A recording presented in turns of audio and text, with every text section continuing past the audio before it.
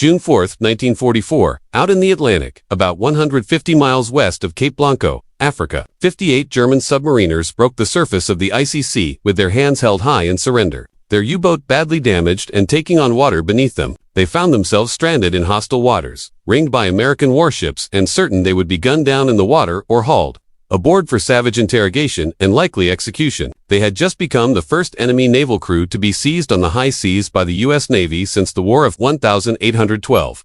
What Captain Daniel Gallery chose to do next stunned those battle-hardened Germans, altered naval practice, and became one of World War II's most remarkable episodes of decency amid total war. This isn't the tale you expect. Before we get into this once classified episode, hit subscribe and like the video. By the time you finish this story, you'll understand why a German officer later said that moment renewed his faith in humanity.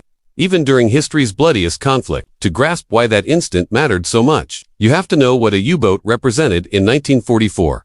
The German U-505 had been a scourge to Allied shipping for 2 years. Every vessel she sent to the bottom carried not just military cargo, but letters from soldiers to their wives, photographs of children, medicine for frontline hospitals, and food for starving people in liberated areas. When a U-boat struck, the loss wasn't only strategic, it was heartbreak for dozens of families. By 1944, submarine warfare had become unimaginably brutal. German U-boat crews were under orders to sink anything bearing an Allied flag, often with no warning. And Allied forces answered with policies aimed at destroying submarines on sight, seldom pausing to rescue survivors. The old gentlemanly rules of naval combat had been largely discarded by both sides. It was against that backdrop of reciprocal ferocity that this story opens. The man who appended it was Captain Daniel Gallery, an Irish-American from Chicago who planned several moves ahead and wasn't frightened to bend the rules. Gallery was raised in a working-class neighborhood where a person's word mattered and doing right by others outweighed strict rule-following. By 1943, he led Task Group 22.3, searching for U-boats in the Atlantic with his escort carrier, USS Guadalcanal, and 5 destroyer escorts. But he was fixated on an audacious aim. He didn't merely want to sink a U-boat, he intended to seize one intact. No, U.S. Navy commander had captured an enemy warship on the high seas since 1812, and his bosses thought the idea madness. U-boats were built to founder quickly when hit, and German crews were ordered to scuttle their boats rather than let them be taken. Gallery nevertheless began training his sailors for the unlikely. What Gallery could not have known was that within 8 months he would be staring at 58 frightened German sailors in the water and forced to make a choice that would be debated for decades. Nor that 3,000 miles away, a German submarine was about to make a catastrophic error that would put his improbable plan to the test and teach its young commander a lesson about American honor that would change him forever.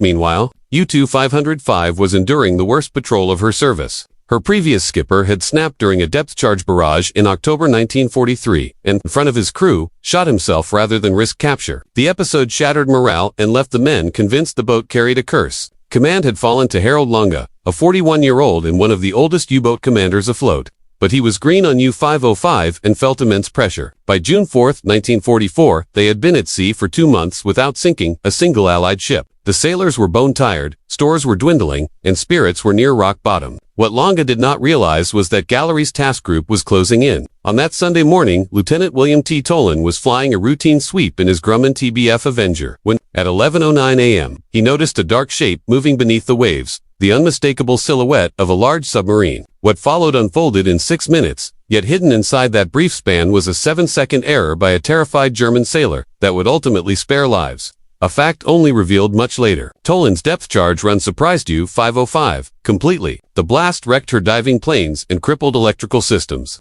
forcing Longa into a stark choice: remain submerged and risk losing the boat, or surface immediately. At 11:15 a.m., U-505 broached like a wounded leviathan, water streaking from her hull and diesel engines coughing as the crew fought for air and breath. From the bridge of the USS Guadalcanal, Gallery, listening to radio reports, recognized his opening and had mere seconds to act. He could obey standard practice and finish the sub off with gunfire, or attempt something no American force had done in 132 years. He chose the latter and ordered the command his men had been rehearsing. All boats away prepared aboard. German sailors poured out of the conning tower and into the Atlantic, some injured, many terrified, while thick black smoke belched from the U-boat's casing. clear proof of catastrophic damage and danger of explosion. Neither side understood that a single panicked mistake below decks was about to change everything. Among those abandoning ship was a petty officer tasked with priming the scuttling charges that should have sent U-505 to the bottom within minutes. In his panic, he set the fuse for 7 minutes instead of 30 seconds. That blunder bought everyone time. The Americans who went aboard U-505 had no inkling they were racing a 7-minute clock. They assumed they had only seconds before the hull blew. Lieutenant Albert David of the USS Pillsbury was about to lead the boarding team onto the enemy submarine. At 23, David knew volunteering for the mission might be a one-way trip. A crippled sub could detonate. Remaining crew might fire on them, and unknown booby traps could lurk below. He did not hesitate. With radioman Stanley Wedo and signalman Arthur Kispel at his side, he climbed into a small boat and pulled toward the smoking. He dashed 505. Once aboard, they heard the ominous tick of demolition fuses somewhere deep in the hull. Seawater was pouring in through open valves, and electrical fires were creeping through the control room. David made the choice that would save U-505 and possibly the Germans still bobbing in the sea, rather than pull back. He sent men below to hunt down and render safe the charges. Working by torchlight amid choking smoke, they found the main scuttle valve and shut it, staunching the flooding. Another sailor located the timing device and, without any formal training in German explosives, carefully severed the wiring. One wrong tug, and they all could have gone down with the boat. Within an hour, the submarine had been steadied and taken under tow. But a far harder problem lay ahead. What Gallery would uncover inside that boat promised intelligence, worth more than sinking 100 U. If he could keep it secret. When David's team pushed into the control room, they found an intelligence officer's jackpot. In the rush to abandon ship, the Germans had left behind nearly everything: codebooks, charts, technical manuals, and crucially, an Enigma machine still set to the day's encryption. The hull was priceless ciphers, navigational plots, and technical details that could spare thousands of Allied lives. Manuals revealed German advances in torpedoes and subconstruction, and the charts exposed patrol patterns and refueling points previously unknown. All of that value would be null the moment Berlin learned U-505 had fallen into American hands. If the Germans suspected their communications were compromised, they would immediately overhaul their coding system. Gallery therefore faced a choice that stunned his own crew almost as much as it astonished the captured sailors. An action so atypical it remained classified for decades. Not because it was cruel, but because it was unexpectedly humane.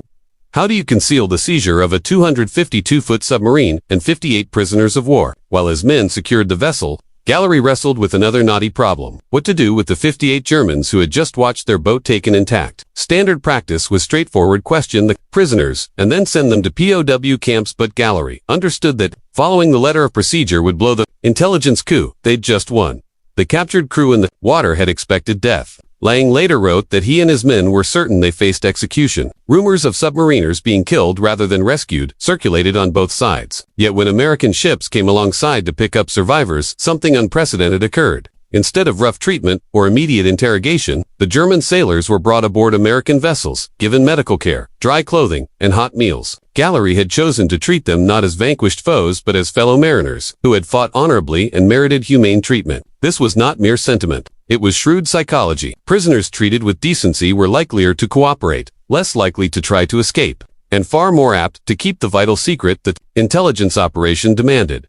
When Lang was brought aboard the USS Guadalcanal, he braced for harsh questioning and cramped quarters, but instead encountered unexpected American courtesy. Gallery met the senior German officers himself and explained that their submarine had been taken lawfully, and that they would be treated with the respect due to military men. Because of the intelligence value, they would be kept separate from other German captives. Gallery did not disclose that their isolation would effectively last for the rest of the war, and the true trial was not seizing the boat, but what came after.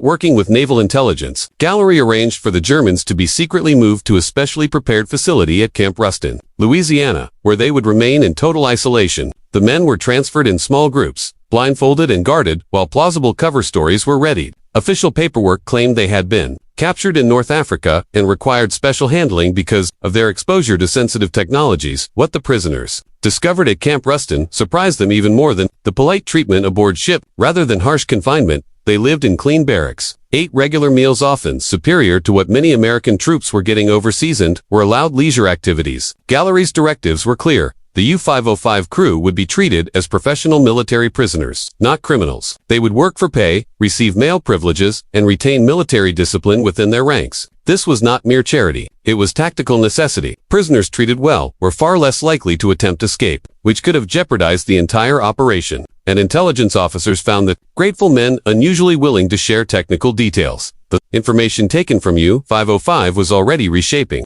the conflict while the crew adjusted to their odd new lives in Louisiana. The Enigma and codebooks gave Allied cryptanalysts crucial insight into German naval communications, helping to protect hundreds of Allied ships and save thousands of lives. Technical manuals revealed German advances that were quickly passed to Allied engineers, and detailed charts allowed convoy planners to steer shipping clear of U-boat concentrations. Gallery's most lasting legacy may have been demonstrating that dignified treatment of enemy prisoners was not only morally right but also strategically effective. His approach quietly became a model for POW handling. For the remainder of the war, word of Gallery's success circulated through intelligence circles, and other commanders began to emulate his methods, producing consistently better outcomes, richer intelligence, fewer escape attempts, and reduced security headaches. The decision also left deep personal impressions. American sailors involved in the capture later called it the most meaningful episode of their naval careers, not because they had taken an enemy vessel, but because they had acted with humanity amid conflict. For the German sailors, the experience was just as life-changing. Men raised to believe Americans were savage adversaries discovered their captors were seasoned seamen much like themselves,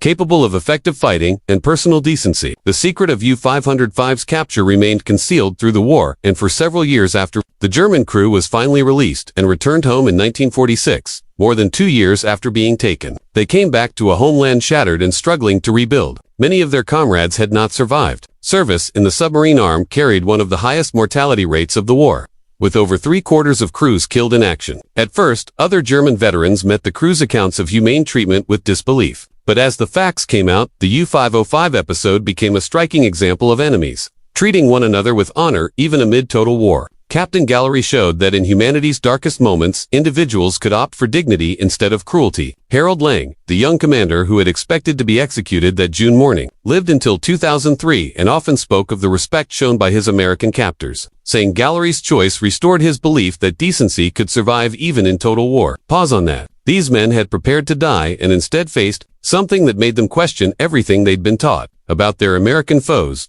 During their confinement at Camp Ruston, the U-505 men proved unusually cooperative, a clear demonstration of how respectful treatment can turn enemies into willing partners. Years later, Lang said that being treated with dignity made cooperation feel honorable rather than traitorous. In a remarkable postscript, when U-505 was moved to the Museum of Science and Industry in Chicago in 1954, former German U-boat sailors who had emigrated to the United States volunteered to help preserve the vessel. Men who once fought Allied ships worked alongside American veterans to ensure this tale of honor and war would be remembered. The capture of U-505 reminds us that the greatest generation was notable not only for winning World War II, but for choices about how to fight it. Faced with the easy, brutal precedent of submarine warfare, Daniel Gallery followed his conscience and sense of honor. He could have sunk U-505 and left her men to drown, or taken them prisoner and subjected them to harsh incarceration.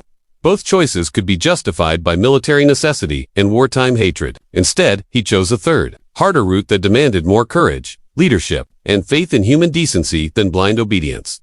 Gallery's decision saved 58 German lives and secured priceless intelligence, but its significance went beyond those immediate gains. It proved that victory earned through honor means more than victory earned through savagery, and that even in the bleakest times, individuals can act in ways that reflect our better nature. If your family has World War II memories of moments when honor overcame hatred, when enemies behaved with humanity, or when ordinary people made extraordinary moral choices, share them in the comments below. Those stories matter because they remind us the capacity for decency isn't confined to any nation or era. It exists wherever people choose to see foes as fellow human beings, deserving of dignity. Even amid the worst war in history, acts of decency persist.